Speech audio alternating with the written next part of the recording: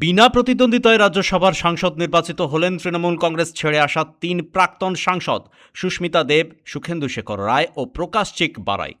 আজ ছিল রাজ্যসভায় মনোনয়ন প্রত্যাহারের শেষ দিন। কিন্তু এই ৩ নব্য বিজেপি নেতানেত্রীর বিরুদ্ধে রাজ্যসভায় যাওয়ার জন্য কেউ প্রার্থী দেননি। স্ক্রুটিনির পর ১৫ই জুলাই ৩ জনেরই মনোনয়নপত্র পাস হয়ে গিয়েছিল নির্বাচন কমিশনে। ২৪শে জুলাই রাজ্যসভার উপনির্বাচন হওয়ার কথা ছিল ৩টি আসনে। পশ্চিমবঙ্গে বিধানসভা নির্বাচনে তৃণমূলের ভরাডুবির পর রাজ্যসভার সাংসদ পদ ও তৃণমূলের দলীয় পদ থেকে পদত্যাগ করেছিলেন সুস্মিতা দেব, সুখেন্দু শেখর রায় ও প্রকাশচিক বারাইক। এরপর কয়েকদিন আগেই পশ্চিমবঙ্গে বিজেপির রাজ্য সভাপতি শ্রমিক ভট্টাচার্যের হাত ধরে বিজেপিতে যোগ দেন সুস্মিতা, সুখেন্দু শেখর ও প্রকাশচিক। জানিয়ে সমালোচনার ঝড় উঠেছে, কারণ রাজ্যে বিজেপি ক্ষমতায় আসার পর রাজ্য বিজেপি সভাপতি শ্রমিক ভট্টাচার্য জানিয়েছিলেন ৬ মাসের মধ্যে কোনো তৃণমূল নেতা বা নেত্রীকে বিজেপিতে নেওয়া হবে না। কিন্তু মাত্র ২ মাসের মধ্যেই তৃণমূলের প্রাক্তন ৩ নেতা নেত্রীকে দলে যোগদান করিয়েছেন তিনি।